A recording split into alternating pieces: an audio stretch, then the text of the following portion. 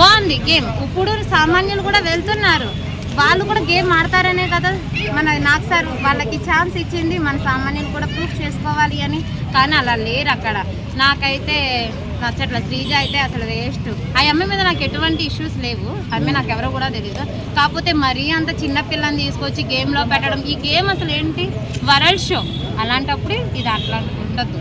Mind బాగా knowledge ఉన్న వాళ్ళు వస్తే బాగుంటుంది, అందరు చూడడానికి ఇంట్రెస్ట్ అనేది ఉంటుంది. అది నేను అనేది. బిగ్ బాస్ ఎప్పటి నుంచి చూస్తున్నారు మీరు? నేనైతే సార్ రియల్గా చెప్తున్నాను, నాకు బిగ్ బాస్ ఫస్ట్ సీజన్ నుంచి చూశాను. కాకపోతే ఈ మధ్యన ఒక 2 సీజన్స్ మట్టి నాకు నచ్చట్లేదు. అందుకని వీక్లో ఒక 3 times చూస్తాను. మళ్ళీ ఇంట్రెస్ట్ వచ్చిందంటే ఈ వాళ్ళ గేమ్ బాగా ఆడుతున్నారంటే బాగా చూస్తాను కంటిన్యూగా. అది ఇప్పుడైతే చూస్తున్నాను. ఎలా అనిపిస్తారు వాళ్ళ గేమ్?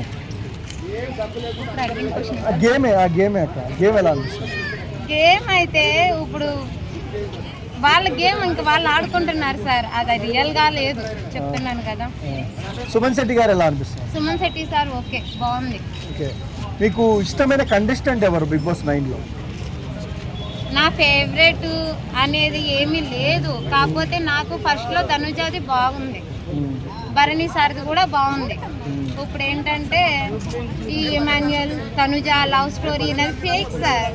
ఈ బిగ్ బాస్ వాళ్ళే మనల్ని అందరినీ ఎక్కువ ఇంట్రెస్ట్ చేయడానికి, అట్రాక్ట్ చేయడానికి షో మీద చేయిస్తున్నారు అన్నట్టు అనిపిస్తుంది. ఇప్పుడు వాళ్ళకి గేమ్ ఆడతాకు వచ్చి గేమ్ ఆడాలి, కానీ ఇలాంటి ఎందుకు చేయడం చెప్పండి మీరే.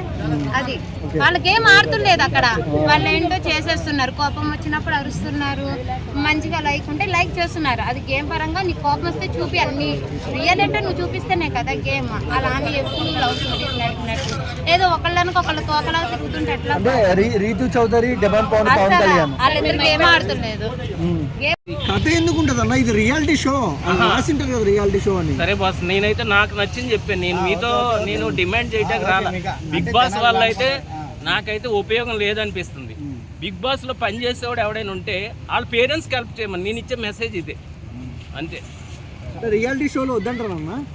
ఏం రియాలిటీ అంటే అందులో రియాలిటీ ఏముంది బ్రో? ఏంటి దొడ్లు తొడవటం, బట్టలు తొడటం రియాలిటీ షోనా? ఎవడి పని వాడు చేసుకుంటున్నాడు సార్. అది మరి అది తప్పే. రియాలిటీ షోలో ఈ పొడుకోటాలు ఏంటి మరి?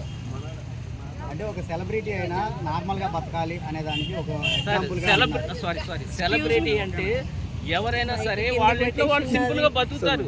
ఇప్పుడు ఎవరు సెలబ్రిటీ కష్టాలు వాళ్ళ ఇంట్లో ఉంటాయి, అదేమో అందరికి షో చేయక్కర్లేదు కదా. అంటే నేను ఇచ్చే మెసేజ్ అయితే